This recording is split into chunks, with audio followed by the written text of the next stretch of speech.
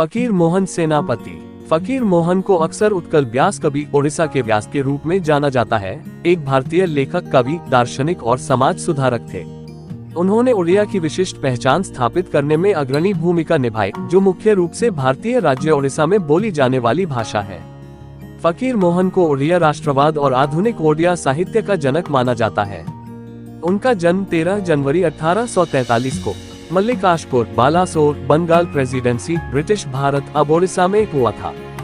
फकीर मोहन के प्रारंभिक जीवन और पृष्ठभूमि। एक मध्यम वर्गीय खानदायक परिवार में लक्ष्मणा चरण सेनापति और तुलसी देवी सेनापति के घर जन्मे। जब वे 1.5 वर्ष के थे तब उनके पिता का देहांत हो गया था। 14 महीने के बाद उसकी मां की भी मृत्यु हो गई। बचपन से ही उनकी देखभाल उनकी दादी ने की थी। फकीर मोहन के चाचा युवा फकीर मोहन से ईर्ष्या करते थे और उनकी शिक्षा की अनुमति नहीं देते थे। उनके कमजोर स्वास्थ्य ने भी उन्हें देर से सीखने में योगदान दिया। उन्होंने बाल मजदूर के रूप में काम करके अपने शैक्षिक खर्चों का भुगतान किया। फकीर मोहन ने 19वीं सदी के अंत और 20वीं सदी की शुरुआत में उड़िया भाषा की प्रगति के लिए अपना जीवन समर्पित कर दिए थे। उन्हें उड़िया कथा का जनक कहा जाता है। उनकी याद में उनके पैतृक स्थान पर स्कूल, कॉलेज और विश्वविद्यालय जैसे फकीर मोहन कॉलेज और फकीर मोहन विश्वविद्यालय का निर्माण किया गया है। साहित्य में उनकी रुचि। उपन्यास। मायाधर मानसिंह ने फकीर मोहन को उड़ीसा के थॉमस हार्डी के रूप में वर्णित किया था। हालांकि उन्होंने संस्कृत से अनुवाद किया, कविता लिखी और साहित्य के कई रूपों का प्रयास किया, अब उन्हें मुख्य रूप से आधुनिक ओडिया गद्य कथा के पिता के रूप में जाना जाता है। 1897 और 1915 के बीच लिखे गए उनके 4 उपन्यास 18वीं और सुंदर लड़के सदियों के दौरान ओडिशा की सामाजिक सांस्कृतिक परिस्थितियों को दर्शाते हैं, जबकि 3 उपन्यास क्षमानगुंठ, मामू और प्रायश्चित सामाजिक जीवन की वास्तविकताओं को इसके कई आयामों में तलाशते हैं। लछमा 18वीं शताब्दी के दौरान मराठा आक्रमणों के मद्देनजर ओडिशा की अराजक स्थितियों से निपटने वाला एक ऐतिहासिक रोमांस है।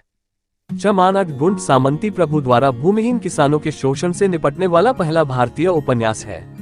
यह रूस की अक्टूबर क्रांति से बहुत पहले या भारत में मार्क्सवादी विचारों के उभरने से बहुत पहले लिखा गया था। फकीर मोहन उड़िया में पहली आत्मकथा, आत्मा जीवन चरित्र के लेखक भी हैं। लघु कथाएं। फकीर मोहन की रेवती 1898 को पहली ओडिया लघु कहानी के रूप में व्यापक रूप से मान्यता प्राप्त है। यह एक युवा मासूम लड़की की कहानी है जिसकी शिक्षा की इच्छा को एक पिछड़े ओडिशा गांव में रूढ़िवादी समाज के संदर्भ में रखा गया है, जो कि किला महामारी हैजा की चपेट में है। उनकी अन्य कहानियां पेटेंट मेडिसिन, डाका मुंशी, अधर्म बिट्टा आदि हैं। उनकी लघु कथाएं गल्पा स्वल्पा 1 और 2 पुस्तकों में संकलित हैं। कविता। फकीर मोहन ने एक लंबी कविता उत्कल ब्राह्मणम लिखी, जो पहली बार 1892 में प्रकाशित हुई थी। इसका शाब्दिक अर्थ है ओडिशा की यात्रा। यह कविता वास्तव में एक यात्रा वृतांत नहीं है, बल्कि उस समय के ओडिशा में मामलों की स्थिति पर एक टिप्पणी है, जिसे एक में लिखा गया है व्यंग्यात्मक ढंग। सेनापति ने 1856 में लीलावती देवी से विवाह किया जब वह 13 वर्ष के थे।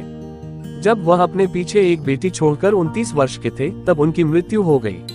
1871 की गर्मियों में उन्होंने कृष्णा कुमारी देई से शादी की, जिनकी मृत्यु 1894 में हुई। उनके पीछे एक बेटा और एक बेटी है। 14 जून 1918 को उनका निधन हो गया। उड़िया साहित्य में फकीर मोहन सेनापति का योगदान अद्वितीय है और इसने आधुनिक समय में कई लेखकों को प्रेरित किया है। आप फकीर मोहन सेनापति की जीवन गाथा सुन रहे थे। अधिक कहानी के लिए कृपया हमारे क्रांतिकारी चैनल को सब्सक्राइब करें। हमें सुनने के लिए धन्यवाद।